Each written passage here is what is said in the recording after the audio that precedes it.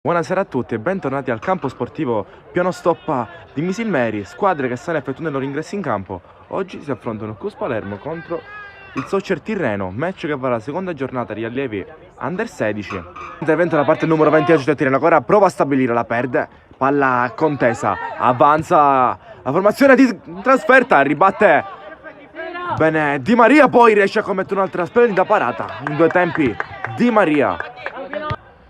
possesso che ritorna a rosso, Billeci lancia in avanti, palla persa, la riprende Soccer Tirreno, rimette una palla dentro, poi non riescono ad allontanare, trova il gol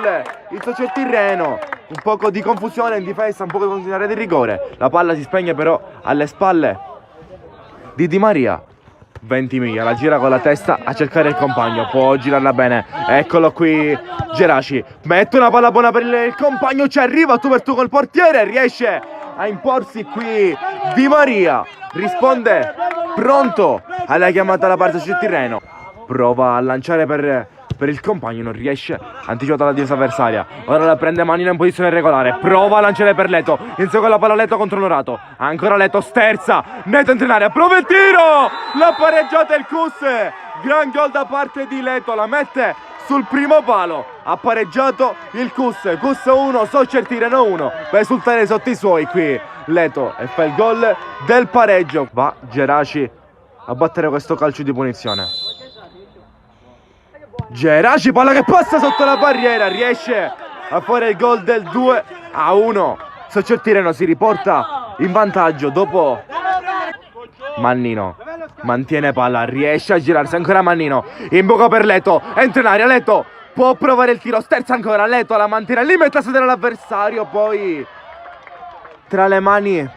di Messina. Calcio d'angolo per il Soccer Tirreno, concentriamo centrale di rigore, già battuto anzi, La Rocca entra in area, prova il destro sul secondo palo ed eccolo che trova un gran gol La Rocca, riesce a fare il gol della doppietta con tanto di dedica alla videocamera, segna La Rocca, fa il gol del 3-1 in favore del Soccer Tirreno, ha raddoppiato la formazione in trasferta.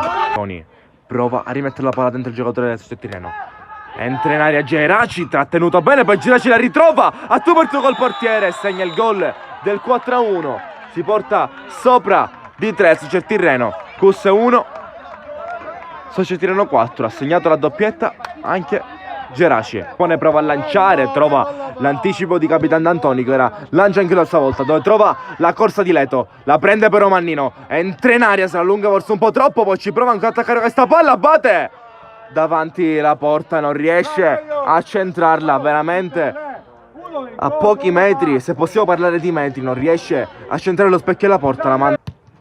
lancia lungo, lancia buono per Ventimiglia che lancia tu per tu col portiere, Ventimiglia contro Lobello,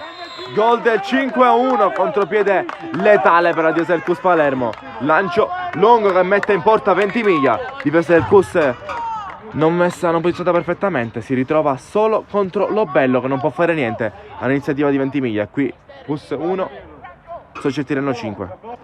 Virruso che perde però palla, la ritrova Marramaldo, lancia sulla corsa di Leto, può prendere Leto, entra in area, se la allunga, Leto risponde un'altra volta, pronto Messina, poi abbatte ancora Messina, salva sulla linea, grande doppio intervento da parte del portiere del Soccer Tirreno che la riprende Cacem che salta l'uomo, ancora Cacem tenta il doppio passo, se la porta sul destro, entra in area, Cacem sterza, prova il mancino, Messina riesce a bloccarla, palla di facile amministrazione da parte del portiere del Soccer Tirreno, l'arbitro fischia 3 volte, manda le squadre negli spogliatoi sul risultato di 5-1 in favore del Soccer Tirreno. Partita difficile questa, caratterizzata da diversi fattori che hanno permesso di cambiare la partita in corso d'opera. Io vi ringrazio per la visione, per la compagnia, per la strada passare insieme. Un saluto e alla prossima da Filippo Alongi e grazie.